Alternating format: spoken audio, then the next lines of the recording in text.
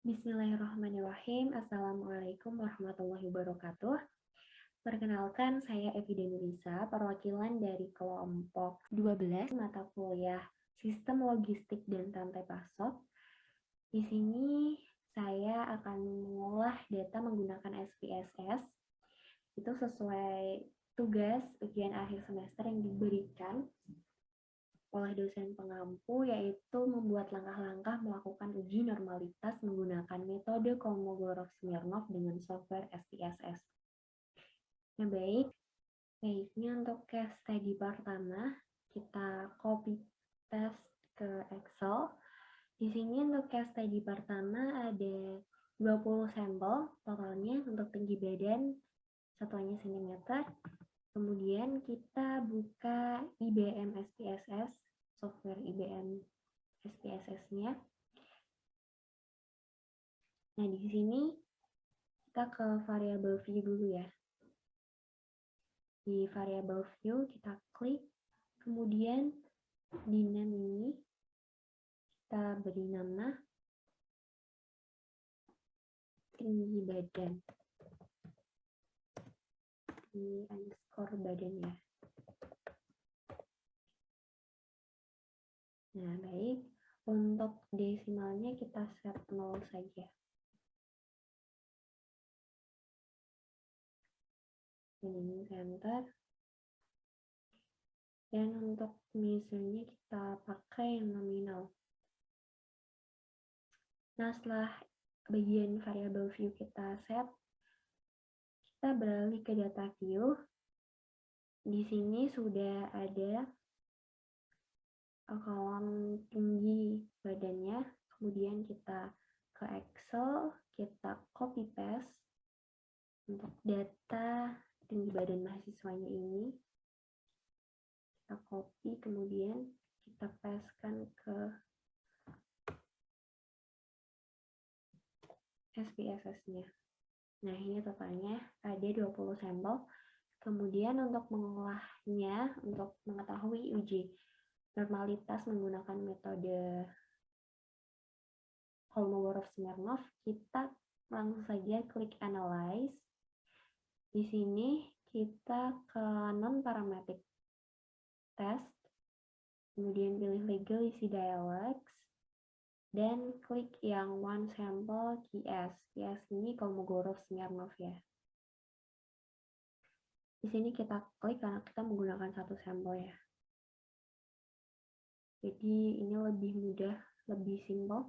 Kemudian untuk tinggi badannya kita pindah ke Test Variable List di sini dan kita klik kita klik optionnya. Di sini jangan lupa bagian statistik kita centang deskriptif supaya nanti tahu ya deskriptifnya, dan kita continue. Dan jangan lupa karena kita mau menguji normalitas, kita checklist bagian normal, kemudian klik OK.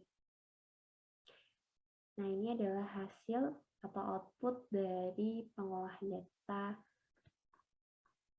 tinggi badan mahasiswa tadi ya.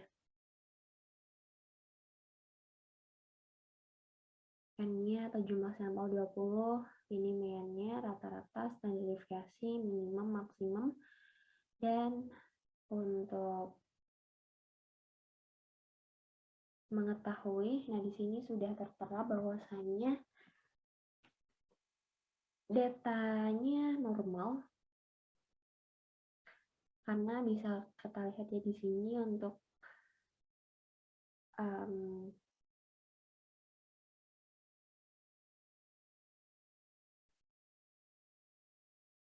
nilai signifikannya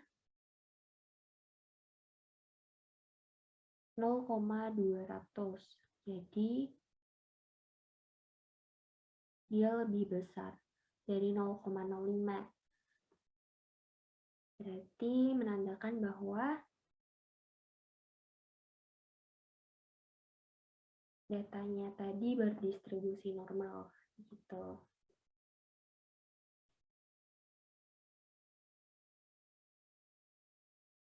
Baik, sekarang kita lanjut untuk case study yang kedua. Nah, di sini sudah saya siapkan untuk case study keduanya.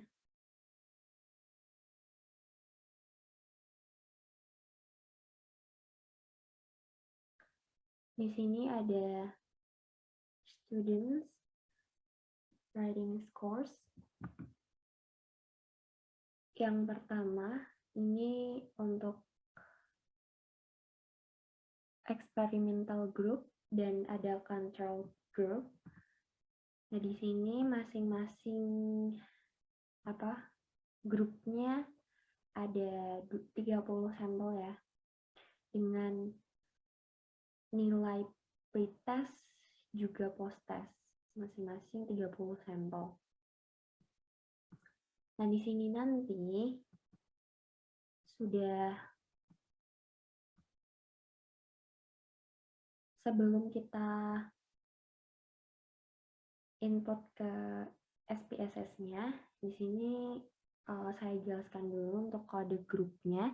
Untuk experimental group nanti diberi permisalan 1 dan untuk control grupnya diberi permisalan 2. Nah, setelah itu kita masuk ke software SPSS-nya. Di sini kita klik variable view, kemudian kita buat name ya.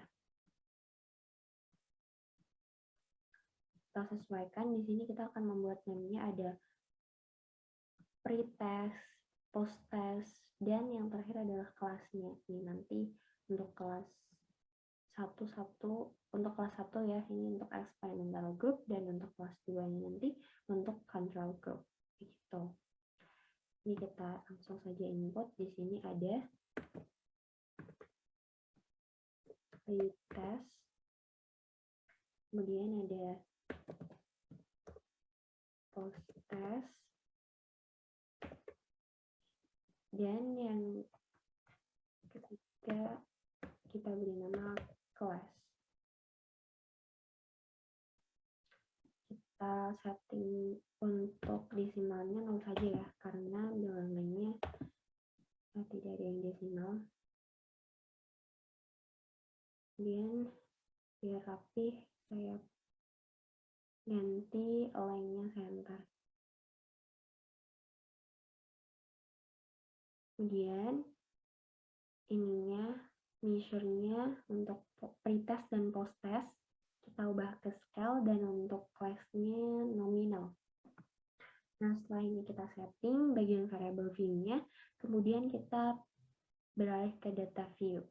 Nah, di data view ini sudah terbentuk untuk kolomnya ya, masing-masing ada pretest, post-test, dan class. Kemudian kita ke Excel lagi, dan kita sebelumnya untuk variable view-nya ini di bagian values yang name class itu kita beri nama ya untuk value-nya. Yang pertama tadi dengan label experimental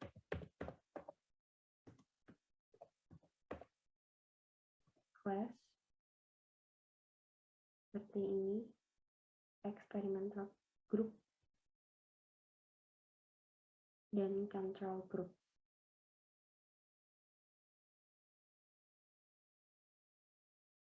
Ini nggak apa-apa, kita add. Kemudian yang kedua ada control group. Kemudian kita add lagi. Nah, setelah value labels-nya kita set seperti ini, kemudian klik OK. Di sini sudah terbentuk ya. Kemudian kita pindah ke data view. Kita ke Excel dulu, kita copy datanya.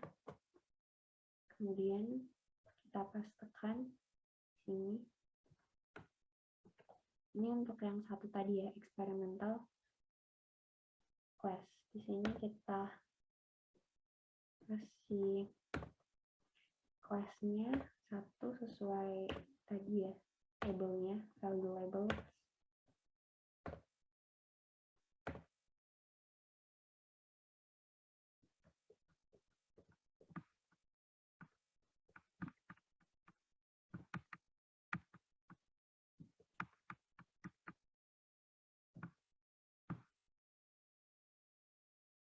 Nah, ini sudah sampai sampel 30 untuk kelas satunya atau experimental class. Kemudian kita copy juga untuk yang control group atau control class. Sampai 30 sampel, kita copy, kemudian kita pastekan ke software SPSS-nya. Di sini ya. Kita paste. Nah, ini sudah terpaste semua.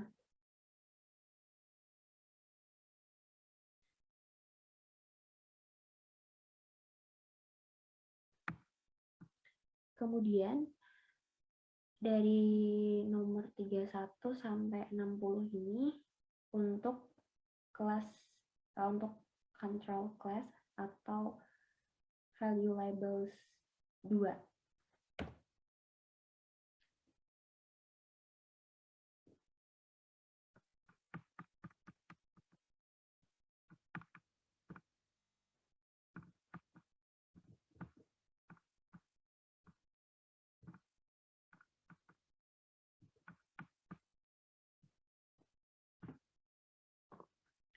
Nah, setelah kita beri tanda class untuk control class dengan label 2 di sini, ini sudah semuanya ya. Kemudian setelah itu langsung saja kita olah datanya.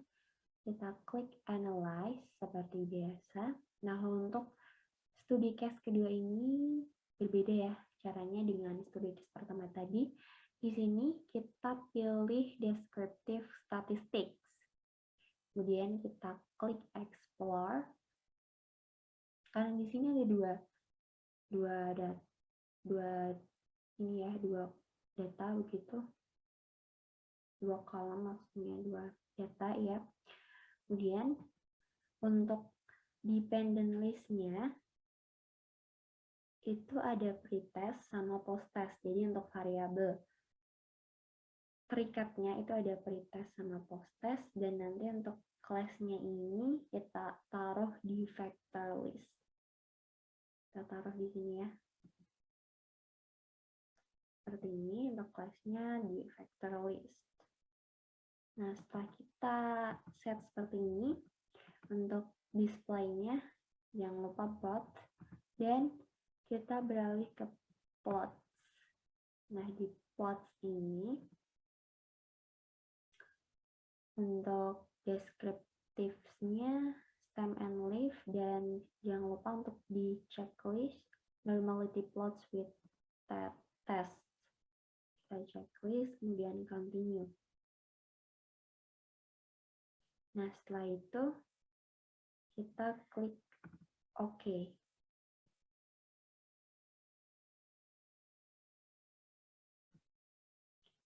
Maka akan keluar hasilnya atau output dari pengolahan data case tadi kedua tadi ya.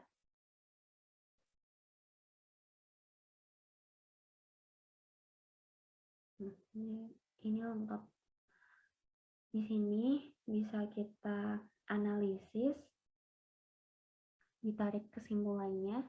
Untuk kelasnya ini tadi ada pretest sama posttest dengan masing-masing kelas, experimental class, dan control group ini tadi ya. Nah, ini penamaan labelsnya ada perbedaan. Kemudian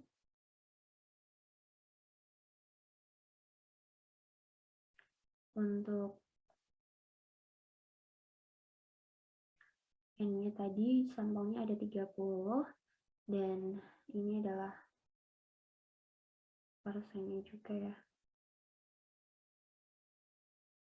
Ini untuk deskriptifnya. Nah, di sini lengkap. Kemudian ini untuk test of normality-nya. Di sini ada Kolmogorov Smirnov sama Safirowild. Di sini yang kita butuhkan adalah Kolmogorov Smirnovnya. Kita analisis untuk pretest bagian experimental class atau group. Di sini ada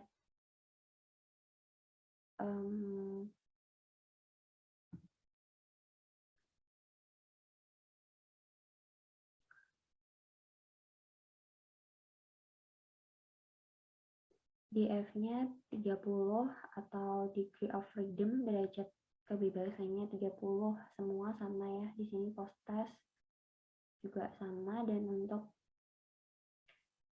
nilai signifikannya untuk pretest experimental class atau group itu 0,200, yaitu lebih dari 0,05 ya. Jadi datanya normal, berdistribusi normal. Kemudian untuk pretest yang control class atau group, di sini untuk nilai signifikannya juga 0,149, dia lebih dari 0,05, jadi berdistribusi normal. Dan kemudian untuk post testnya di sini untuk experimental class atau group, nilai dan control groupnya ya atau kelas di sini sama nilai signifikannya, yaitu 0,200. Nah, berarti keduanya ini lebih dari 0,05, yang mana menandakan bahwa data-data tersebut berdistribusi normal. Begitu. Jadi datanya berdistribusi normal untuk study case kedua.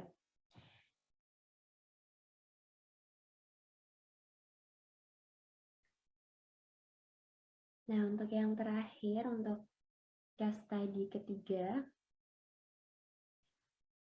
yaitu dengan 3 kolom ya. Di sini ada data produk, pupuk, dan lahan. Di sini dengan sampel masing-masing 15. Kemudian setelah itu kita masuk ke software SPSS-nya. Di sini kita klik variable view. Dari namanya ini tadi sesuai, ini ada produk, pupuk, lahan. Nah, kita pilih nama produk, pupuk, dan lahan. Nah, untuk angkanya nanti ini biar desimal ya, karena memang angkanya ada yang desimal. 2.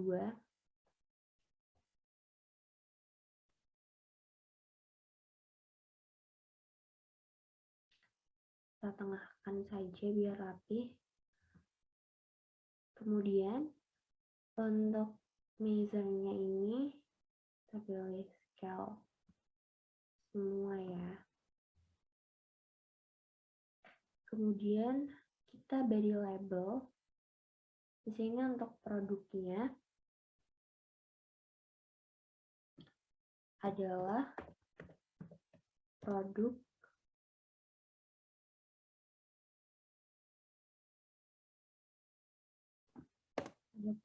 padi dengan satuan ton. Di sini kita beri label ya untuk produknya. Kemudian untuk pupuknya kita beri label pupuk kimia.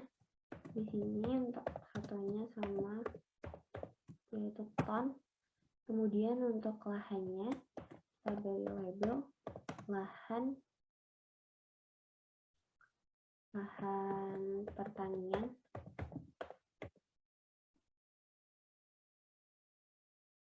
Dengan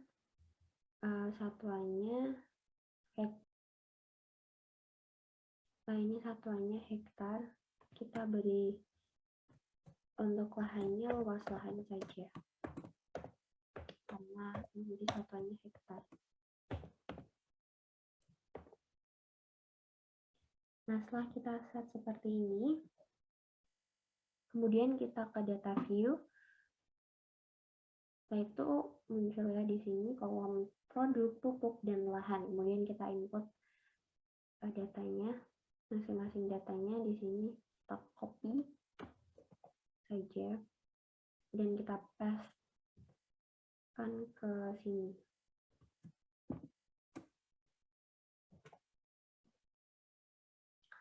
Nah, setelah semuanya terinput untuk data dari produk pupuk lahan dengan masing-masing sampel 15, kemudian kita olah datanya dengan klik analyze. Di sini caranya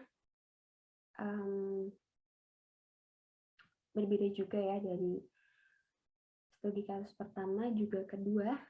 Ya, yang ketiga ini ada sedikit perbedaan. Di sini kita menggunakan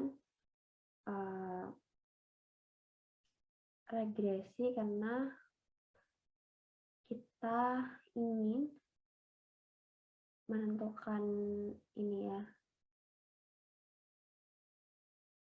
regresinya nanti seperti apa. Tuh. Kemudian kita pilih linear. Di sini untuk dependennya kita pindahkan yang produk padi karena produk ini nanti yang akan menjadi apa ya, dependennya ya, variabel terikatnya gitu.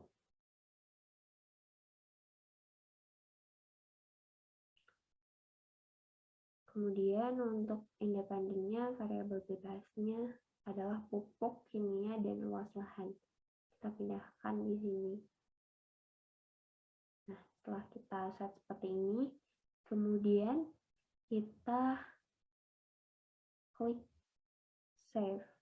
Save, di sini kita klik. Dan untuk bagian residuals, karena kita mau melihat data residualnya, jadi kita klik yang unstandardized ini, kemudian kita continue.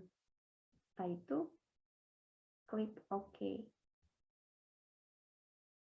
Nah, ini regresinya, regresi linear. Dan ini adalah data residualnya ya, yang akan kita pakai nanti. Ini, kemudian kita langsung saja. Nah, di sini untuk residualnya dengan nama res_1 ini adalah hasil dari pengolahan regresi linear tadi ya.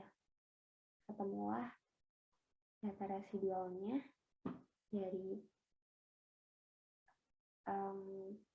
ini tadi, pupuk, lahan, dan untuk variabel bebasnya dan produk sebagai variabel terikatnya.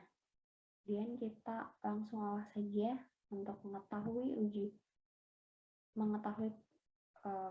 apakah data ini berdistribusi normal atau tidak dengan menggunakan Kolmogorov-Smirnov. Kita klik analyze, kemudian ke non-parametric test karena sudah residual ya di sini, jadi langsung saja kita ke one sample QS. Nah, di sini yang kita pindahkan ke test variable list-nya adalah yang residualnya ya, yang sudah kita dapatkan tadi, yaitu yang ini datanya unstandardized residual. Kita pindah ke sini. Kemudian untuk tes distributionnya jangan lupa checklist yang normal karena kita akan menguji normalitas gitu.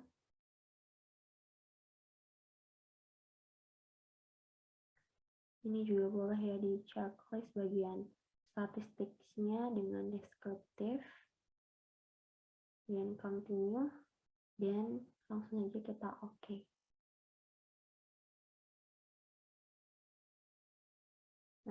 ini keluar one sample Kolmogorov-Smirnov testnya. Ini data dari residualnya tadi berdistribusi normal. Di sini sudah tertera. Kita lihat ini deskriptif statistiknya tadi, dan ini untuk Kolmogorov-Smirnov testnya. Di sini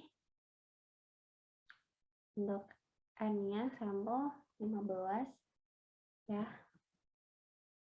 Ini domainnya, standard deviation, dan lain-lain. Di sini untuk nilai signifikannya atau signifikan level adalah 0,200. Nah, ini menandakan bahwa tesnya ini, distribusi tesnya ini adalah normal. Karena apa? Karena dia lebih dari 0,05 begitu. Jadi untuk case study ketiga, datanya berdistribusi normal. Baik, mungkin itu yang dapat kami sampaikan. Mohon maaf apabila ada kekeliruan. Sekian dari kelompok 12. Wassalamualaikum warahmatullahi wabarakatuh.